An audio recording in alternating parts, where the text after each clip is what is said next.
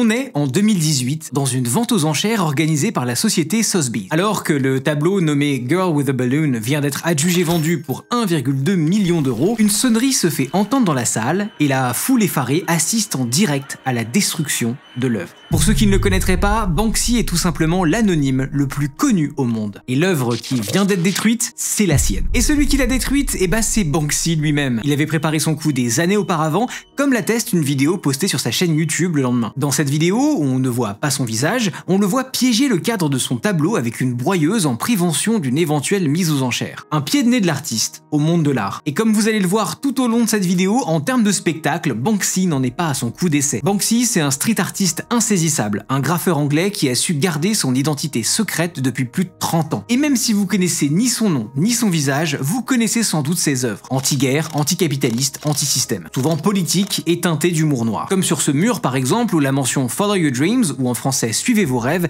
est barrée entièrement par un panneau cancelled ou annulé. Les spéculations sur son identité sont nombreuses et chaque nouveau graffiti signé Banksy ravive le débat sur son véritable nom. À tel point que des techniques réservées aux criminels ont été utilisées pour tenter de le démasquer. Banksy est capable de taguer un mur à New York, de piéger un musée à Paris et d'être le lendemain dans des ruines en Palestine pour tracer un message d'espoir sur les décombres d'une maison détruite. Mais pour comprendre pourquoi Banksy fait tout ça, il faut qu'on reparte un peu en arrière. Au début des années 90 et plus précisément à Bristol, une ville britannique du sud-ouest de l'Angleterre dont Banksy serait originaire. Et pour ceux qui se posaient la question, oui, le terme « feuille Bristol », ça vient bien de là-bas. Parmi ses inspirations, on trouve des graffeurs comme Inky, Nick Walker ou encore Robert Del Naja, alias 3D, du groupe Massive Attack. Ce dernier est lui aussi originaire de Bristol, et avant de se mettre à la musique, Robert Del Naja était un graffeur bien connu à Bristol. Certains pensent même qu'il est une pièce importante du puzzle de l'identité de Banksy, mais on en reparle un peu plus tard. À l'époque, il est une véritable inspiration pour Banksy, qui commence sa carrière de graffeur au début des anny 90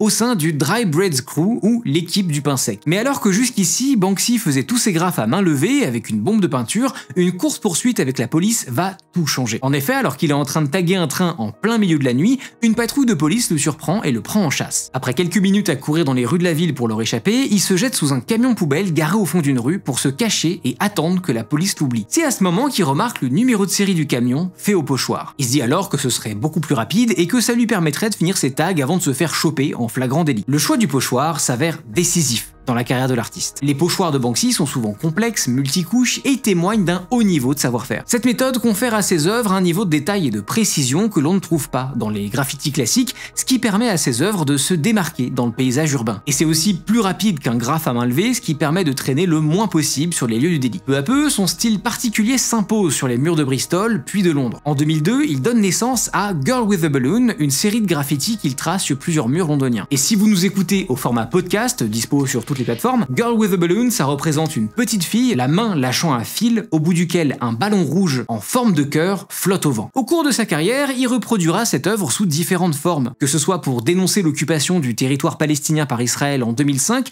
ou pour rendre hommage aux victimes du conflit syrien en 2014. Sur certaines versions de cette œuvre, on peut lire la phrase « There is always hope » ou « Il y a toujours de l'espoir ». Et si vous avez été attentif, vous aurez remarqué que c'est cette œuvre que Banksy a détruite pendant la vente aux enchères de 2018, du moins une copie qu'il avait fait encadrée en 2006. Je dis détruite, mais je vous rappelle qu'on est en plein dans le monde de l'art et qu'ici rien n'est jamais vraiment détruit. Le tableau Girl with a Balloon, une fois réduit en lambeaux, devient une nouvelle œuvre à part entière, et celle-ci a été nommée Love is in the bin, pour l'amour est dans la poubelle. D'ailleurs, juste après avoir été vendue pour 1,2 million d'euros et donc détruite, l'œuvre a instantanément pris 50% de plus sur sa valeur. Finalement, elle sera remise aux enchères en 2021 et un acheteur l'obtiendra pour 21 millions d'euros.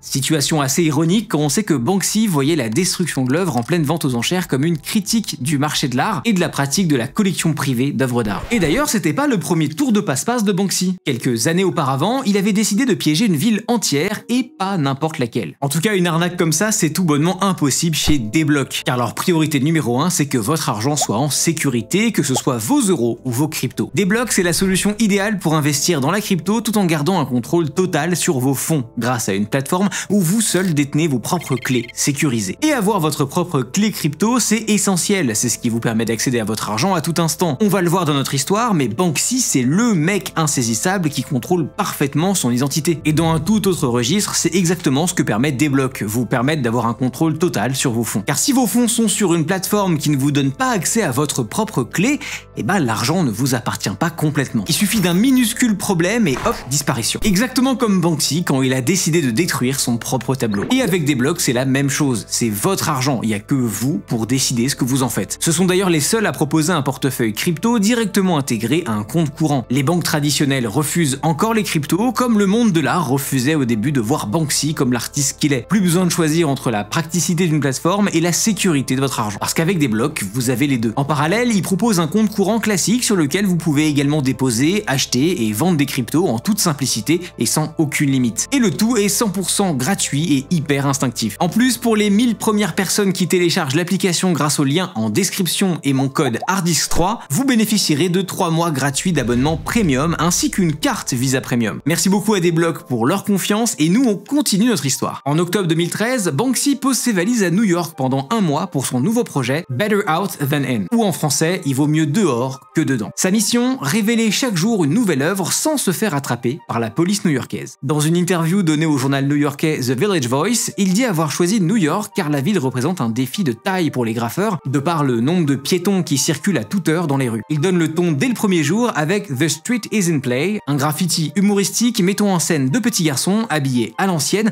se faisant la courte échelle pour attraper la bombe de peinture d'un panneau peint par Banksy, sur lequel on peut lire « Graffiti is a crime » ou « Le graffiti est un crime ». Chaque œuvre réalisée lors de son séjour est accompagnée d'un numéro de téléphone différent à appeler. Ce numéro fait office d'audio guide, souvent humoristique, imitant de façon décalée ce qui se fait traditionnellement dans les musées. You're looking at a type of picture called graffiti, from the Latin graffito, which means graffiti with an O.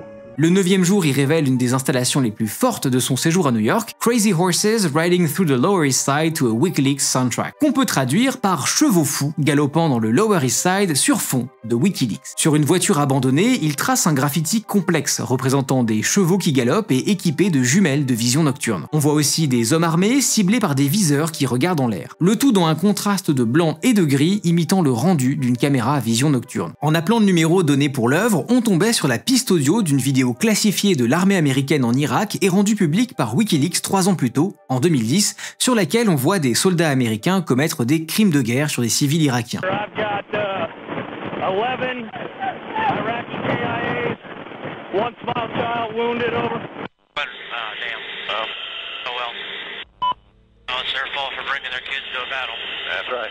Une critique glaçante de la politique militariste que mène alors le gouvernement américain. Pour le 11e jour, Banksy ne choisit pas le graffiti pour s'exprimer. À la place, il met une soixantaine de moutons, vaches, poulets, lapins et même de pandas dans un camion destiné à l'abattoir. Et je précise, tous les animaux sont en peluche, hein, voilà. Ce camion et sa cargaison de peluches partent du quartier Meatpacking District à Manhattan, historiquement et comme le nom l'indique, le quartier new-yorkais de la viande. Pendant 2 semaines, le camion fait le tour de New York, transportant ces peluches qui couinent et qui s'agitent. Bon là, on capte tout de suite qui critique l'abattage industriel des animaux. Et dans l'audio qui accompagne cette installation, on apprend que Banksy était chargé de hacher de la viande dans une boucherie quand il était jeune, une expérience qui semble l'avoir marqué. Au total, c'est 31 cascades, installations ou graffitis que Banksy réalise pendant son séjour à New York. Parmi elles, on retrouve notamment un hommage aux victimes du 11 septembre 2001 avec un graffiti qui représente les tours jumelles, une fleur plantée à l'endroit où le premier avion a percuté la tour nord dans une réplique de Ronald McDonald se faisant cirer les chaussures par un homme en guenilles et qui a l'air épuisé,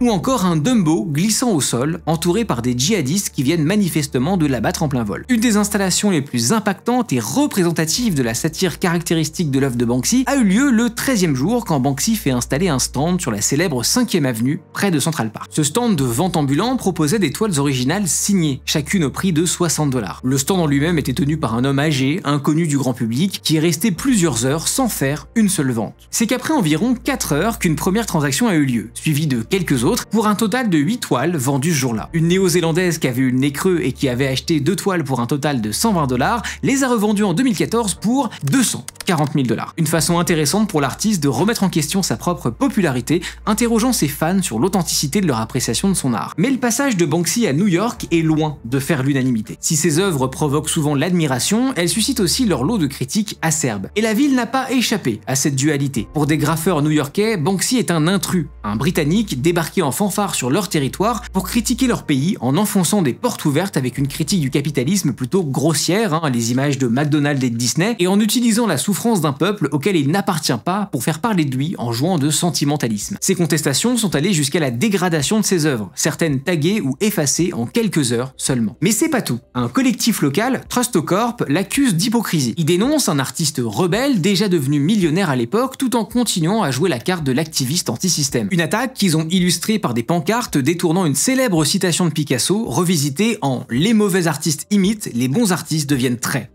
riche. Ses œuvres sont par ailleurs souvent critiquées à ce sujet, utilisant des éléments ayant un lourd poids émotionnel pour capter les gens, tout en ne disant finalement pas grand chose. Je parle là des tours jumelles avec des fleurs, on va pas se mentir, bon, ça fait quand même très c'est pas gentil d'être méchant. Vous voyez ce que je veux dire? Finalement, Banksy quitte New York le 31 octobre avec un dernier cadeau pour la ville, son nom écrit avec des ballons sur la façade d'un bâtiment à côté de la voie rapide de Long Island. Et il ne faudra pas attendre longtemps avant que quelqu'un ne tente de s'en emparer, comme c'est souvent le cas avec les œuvres de Banksy. Ce séjour à New York n'était pas le premier de l'artiste britannique. En 2005, il avait piégé plusieurs musées de la ville en y plaçant des œuvres factices. Déguisé de la tête aux pieds, ressemblant parfois à l'inspecteur Gadget, il s'était introduit pour accrocher des œuvres humoristiques dont certaines sont restées plusieurs jours avant d'être découvertes. Grâce à des complices, il avait immortalisé ses canulars en vidéo et avait posté le tout sur sa chaîne YouTube. Alors à New York, toutes ses œuvres avaient fini par être retirées, mais c'était pas le cas à Londres, où son homme préhistorique poussant un caddie de supermarché a finalement été ajouté à la collection du British Museum en 2019. À l'époque, ils avaient quand même mis 3 jours à se rendre compte de la supercherie, et c'est seulement quand Banksy a avoué la blague sur son site que quelqu'un est allé jeter un œil pour vérifier. Mais au-delà de ces blagues qui peuvent faire sourire, l'artiste est aussi à l'origine d'œuvres très engagées politiquement. Comme en 1999, quand il tag The Mild West à Bristol, un graffiti qui met en scène un ours en peluche qui lance un cocktail Molotov sur 3 policiers. L'œuvre fait suite à un incident survenu entre les jeunes de la ville et la police locale lors du Nouvel An 97-98. Pour remettre un peu de contexte, ça faisait des mois que les autorités locales luttaient contre des raves non déclarés qui avaient lieu dans des entrepôts abandonnés aux abords de la ville. Les policiers étaient donc à cran, et le soir du Nouvel An, une unité anti-émeute spécialement déployée pour l'occasion avait donné l'assaut sur une bande de jeunes qui fêtaient le passage à la nouvelle année. Cet événement représente la volonté de la scène underground de continuer à faire la fête, et c'est sans doute pour cette raison que les jeunes fêtards sont représentés par un ours en peluche, inoffensif et enfantin. C'est un soutien direct de Banksy à cette scène underground qui fait partie inhérente de la culture de sa ville de naissance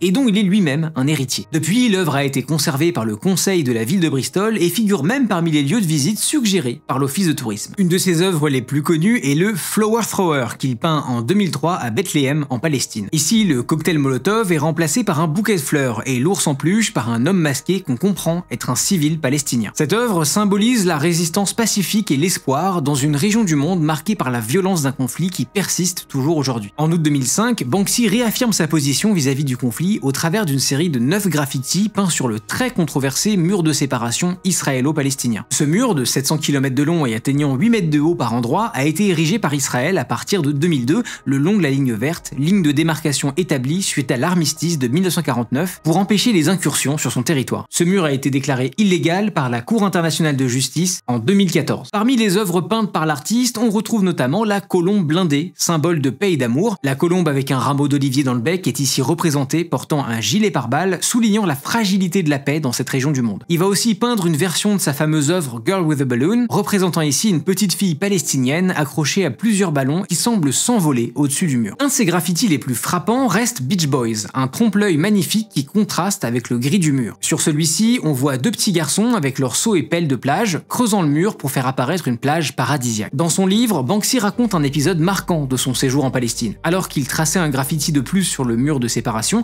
Banksy aurait été approché par un vieil homme palestinien qui lui aurait dit « Vous embellissez le mur ». Banksy, flatté, aurait répondu « Merci, c'est gentil », mais il fut aussitôt coupé par le vieil homme qui lui répond « On veut pas que ce mur soit beau, on veut pas de ce mur ». rentrez chez vous. Banksy prend note et semble remettre en question la place de son art vis-à-vis de sujets aussi graves. En 2017, il revient donc avec un projet plus ambitieux que des graffitis, un projet qui lui permettra de récolter 2,4 millions d'euros dont il fera don au service de rééducation des enfants d'un hôpital palestinien. Mais avant ça, il a fallu qu'il s'entraîne. Et quel meilleur endroit pour s'entraîner que chez lui, en Angleterre, et plus précisément à Weston-super-Mare. C'est ici que le jeune Banksy venait passer ses après-midi ensoleillés d'été avec ses parents. À l'époque, la ville accueillait le Tropicana, une sorte de parc d'attractions aquatiques destiné aux familles, mais qui a définitivement fermé ses portes en 2000. Et bien, en août 2015, c'est ici que Banksy choisit d'installer son propre parc d'attractions, Dismaland.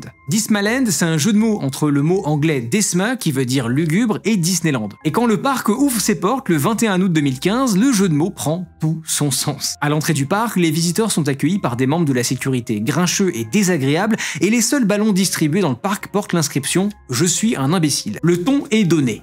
Parmi les visiteurs du parc, on notera la présence de personnalités célèbres telles que Brad Pitt, Jack Black ou encore Neil Patrick Harris, qui d'après un message laissé sur son compte Facebook a eu l'air d'adorer l'expérience. Le parc était en réalité une exposition temporaire que Banksy a montée avec l'aide de 58 autres artistes. Pendant les 36 jours où il était ouvert, le parc a accueilli environ 150 000 visiteurs qui ont dû ressortir de là le moral dans les chaussettes, et pour cause, parmi les attractions du parc, on trouvait une pêche au canard impossible à gagner et dont les petits canards en plastique baignaient dans une marée noire, une agence de prêt d'argent de poche destinée aux enfants avec des taux d'intérêt exorbitants, le carrosse de Cendrillon retourné après un accident, le corps de la princesse gisant à travers la fenêtre et entouré de paparazzi la mitraillante photo au lieu de lui venir en aide. Cette attraction fait bien entendu référence à la princesse Diana qui avait trouvé la mort dans un accident de voiture à Paris en 97 alors que son chauffeur tentait d'échapper à des paparazzi. C'est d'ailleurs pas la première fois que Banksy rendait hommage à la princesse très engagée, proche du peuple et qui avait osé émettre des critiques vis-à-vis de la famille royale, allant jusqu'à divorcer de Charles III en 96. En 2004, Banksy décide de détourner les célèbres billets de 10 livres britanniques. À la place du visage traditionnel de la reine Elisabeth II, il y insère celui de Lady Diana. Ces billets portent également la mention Banksy of England au lieu de Bank of England.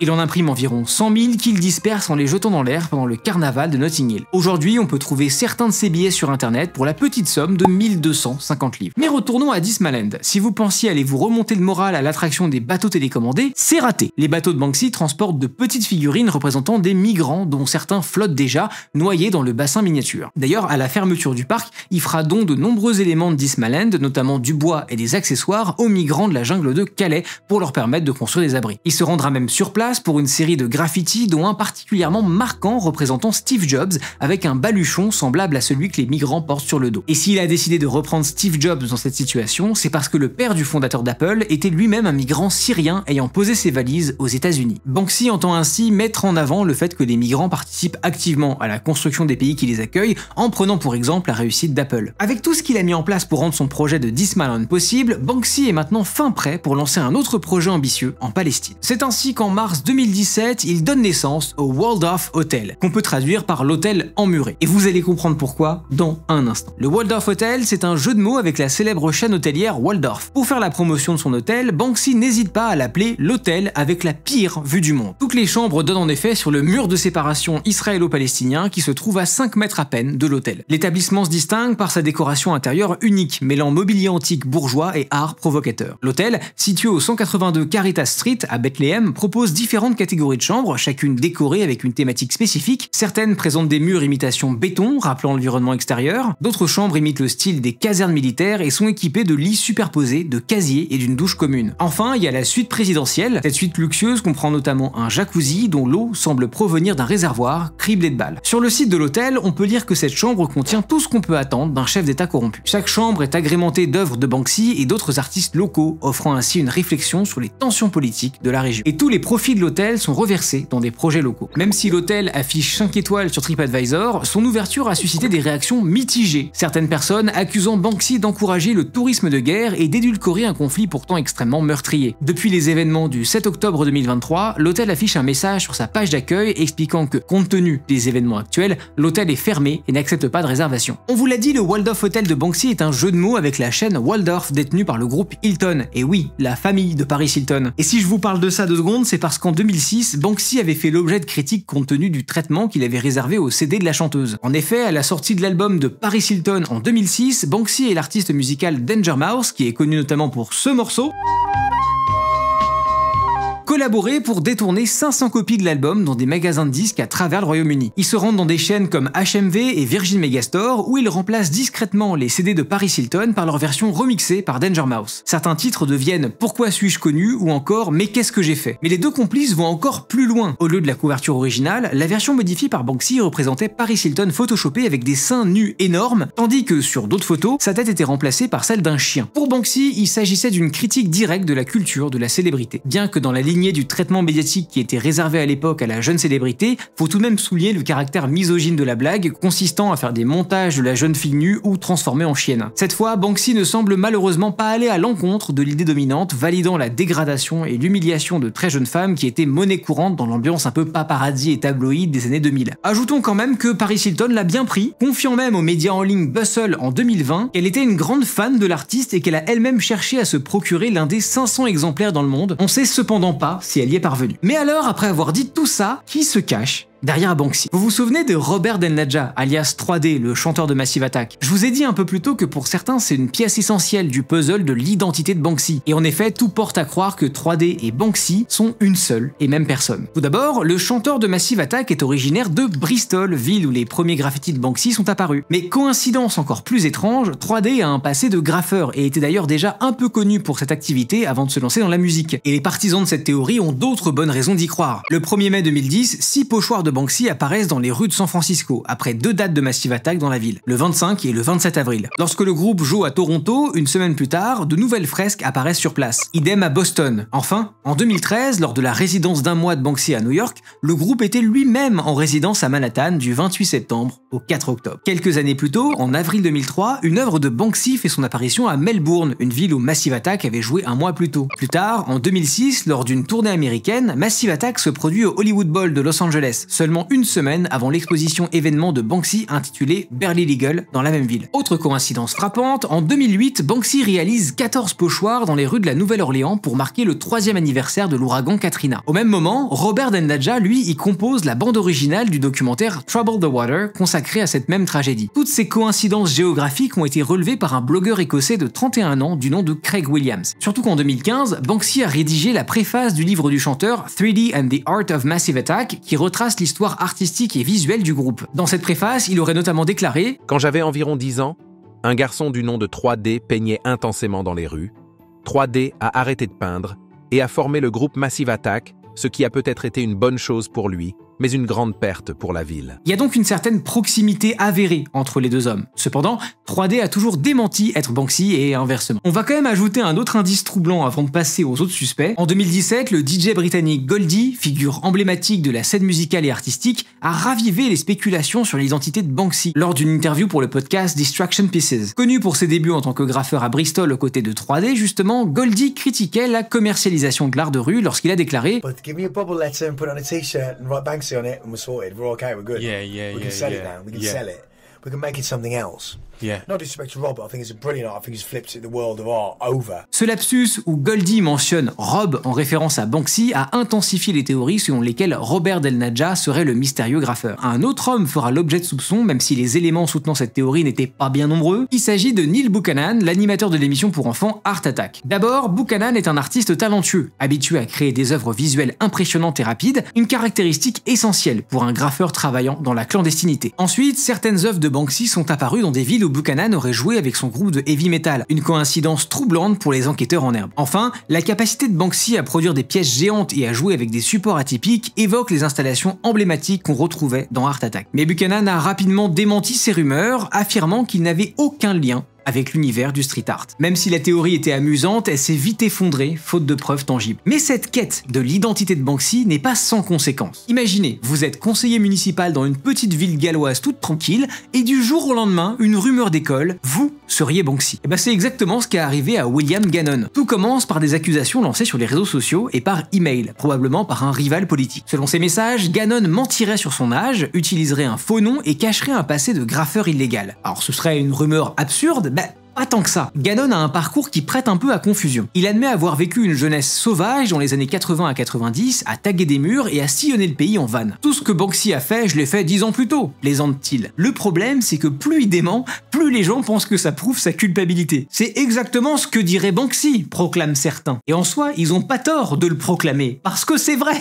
Pris dans ce cercle absurde, Gannon finit par démissionner pour ne pas distraire le conseil municipal des vrais sujets. Loin de se vexer, il joue la carte de l'humour et fait fabriquer des badges portant fièrement l'inscription « I'm not Banksy ». Il en vend même sur son site en ajoutant une touche ironique « Si vous n'êtes pas Banksy, prenez un badge, et si vous êtes Banksy, surtout, ne le faites pas ». Finalement, il a l'air de plutôt bien le prendre. En réalité, il en faut beaucoup plus pour démasquer Banksy, sinon l'affaire serait réglée depuis longtemps. C'est pour cette raison que certains iront jusqu'à utiliser le profilage géographique, normalement réservé aux tueurs en série, pour tenter de trouver l'identité de l'artiste. Ce sont des chercheurs de l'université Queen Mary de Londres qui s'y collent en 2016. Ils étudient les emplacements des œuvres de Banksy à Bristol et à Londres et découvrent une corrélation frappante. Les lieux où apparaissent les graffitis coïncident précisément avec les adresses connues d'un certain Robin Gunningham. Là où il vivait, mais aussi autour des endroits où il travaillait, des œuvres de Banksy apparaissent. Le nom de Robin Gunningham était déjà apparu des années plus tôt, lorsqu'une enquête du Daily Mail révèle pour la première fois ce nom comme étant le possible Banksy. Originaire de Bristol où les premières œuvres de Banksy sont apparues, Robin présente un parcours troublant de similitudes avec l'artiste anonyme. Né en 1973, il a étudié à la Bristol Cathedral School, une école prestigieuse. Ses camarades de classe se souviennent de lui comme un garçon créatif, passionné par l'art et le graffiti, mais c'est pas tout. Une photo, prise en 2004 en Jamaïque, montre un homme ressemblant à Robin près d'œuvres attribuées à Banksy. Et puis vous vous souvenez du lapsus de Goldie quand il mentionne un certain Rob? Est-ce que ce serait pas pour parler de Robin, finalement? En tout cas, il a jamais publiquement démenti les accusations,